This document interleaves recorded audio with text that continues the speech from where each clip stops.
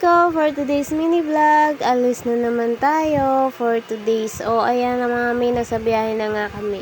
Dahil walang trabaho sa partner at ayan, sinamahan na naman ako gumala. At ayan mga mami ko, ito lang naman kasi yung time namin para gumala kasi linggo. At di kaya mga Saturday mga may.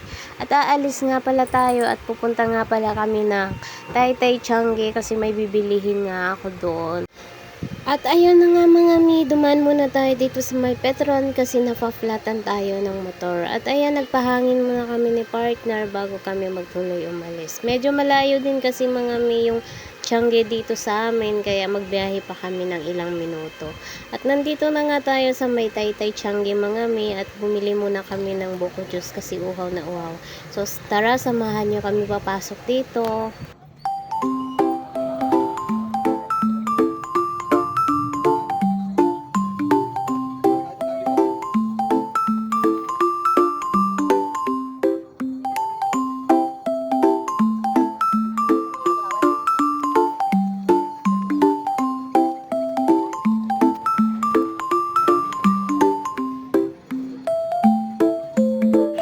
At ayun mga may, wala talaga ako nagustuhan. So ang nabili lang namin dito sa Taytay Changi ay yung khaki na pants ng anak ko sa school. So ayan, uniform nila yun.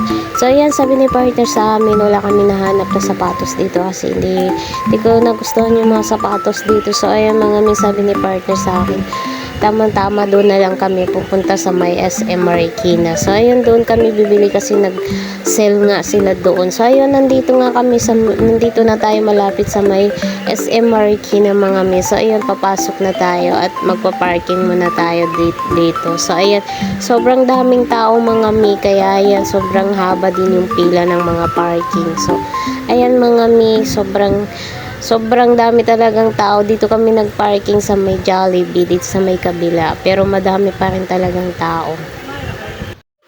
After natin magparking mga mi, nagpasok na nga tayo dito sa loob ng mall. At andito nga, marami talagang mga damit na sale dito mga mi. Kaya sabi ni partner sa akin ay bibili na rin ako. Ang pakay lang talaga namin mga mi ay bibili lang ng gamit ni Clark dito. So ayan mga mi, nagbili na rin kami para sa amin. Dahil nga mura at ayun, nag-sell sila dito, kaya nabili na rin kami para sa amin. So ayun mga mami ko, samahan niyo kami dito sa mall.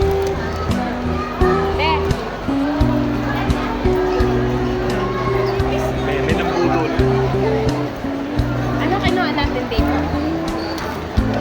Ha?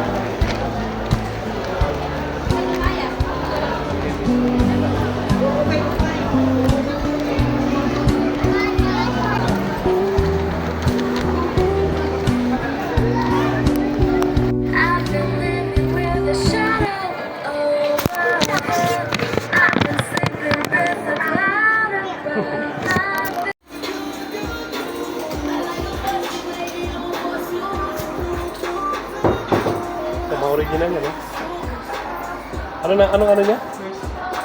34. Pangit yan din. Hindi niya pet yung ganyang sapatos. Hahanap nga kami ng sapatos na magkasya kay Clark. At ayan mga mi, todo hanap si partner dyan. At tapos na nga kami magbili ng sapatos. So ayan, bibili na naman kami ng damit niya. At apat nga pala yung binili ko mga mi dyan at large yung size. Hindi ko sure kung kasya sa kanya.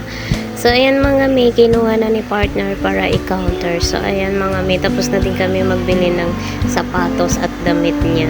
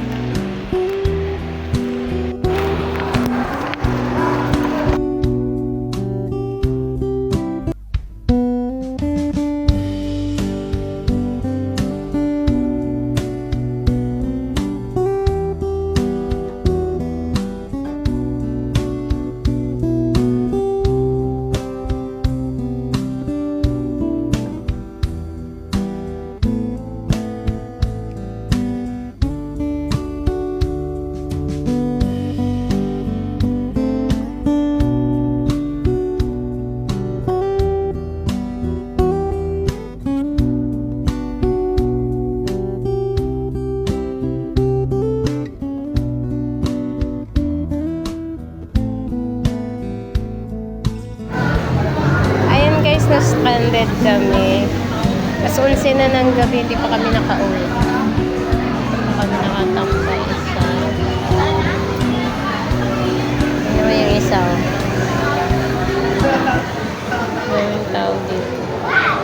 Lakas ng ulan eh.